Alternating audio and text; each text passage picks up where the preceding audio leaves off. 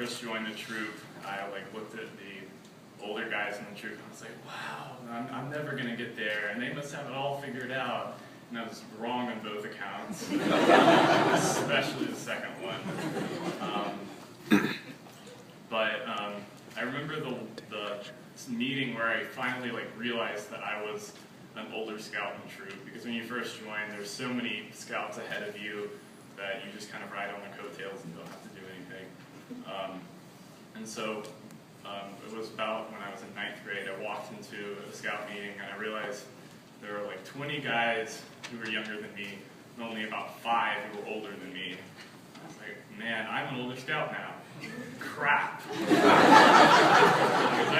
didn't want to be an older scout. You have to be responsible, and you have to be in charge of people. And actually, that same meeting, I got elected senior patrol leader. So, and I didn't think I was ready for senior patrol leader because I had just now gotten over the shock that I was an older scout. And I was right. I was not ready to be senior patrol leader.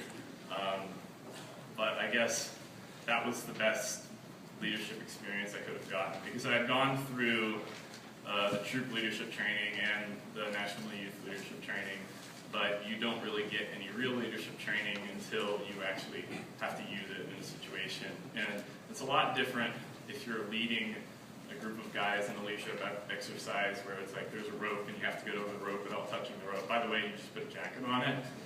That's the key to that. So we can't use that one anymore. But it's a lot different in that situation than it is, actually having to lead a group of your peers into the woods for 2 to 3 days, or in the case of high adventure trips, 10 days. And out there, the consequences are a lot more real than they are in a leadership exercise. So if you forget food, then you're hungry, and there's nothing you can really do about it.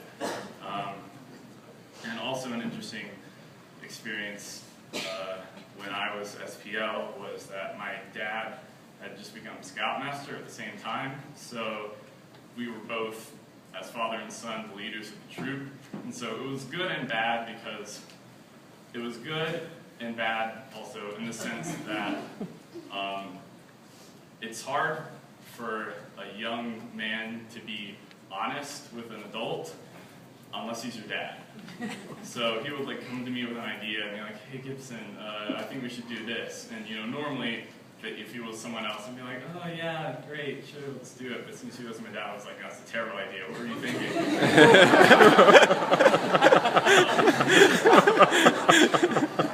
So I was able to be honest with him, but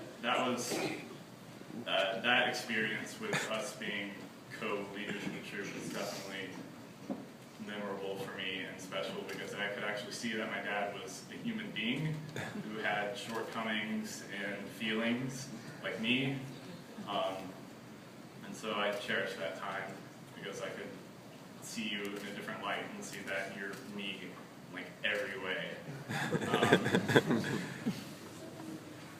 So I mean, I'm going to segue into the give thanks now, starting with the dad. You see how I did that? Thank him.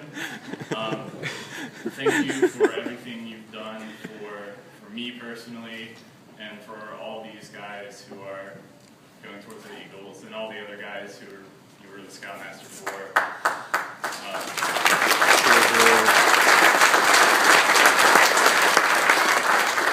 I know you were never an Eagle Scout, but if there's anyone here who deserves to be an Eagle Scout, it's you, because you've probably earned that badge 10 times over with helping everyone else with theirs. So thank you for that.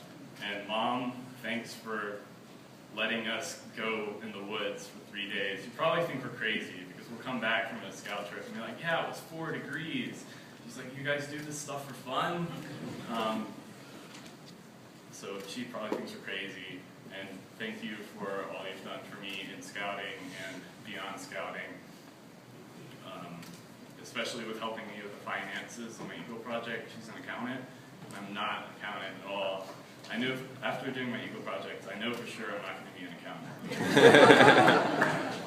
Bad money, which is not a good thing. But I should thank my sister, but she didn't really do anything. So, thanks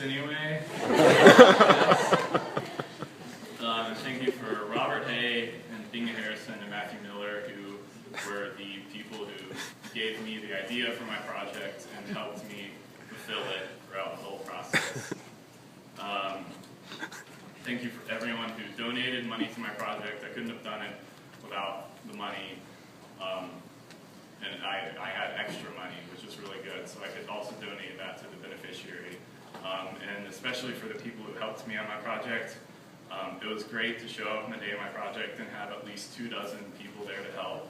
So it was great to see that so many people cared about my project. And on top of that, I got 3 girls to help me, which is big, because usually there's no girls there. And I thought I was hot stuff, except then I realized that all 3 of them had boyfriends, and all 3 of them had brought their boyfriends to help on me with the project.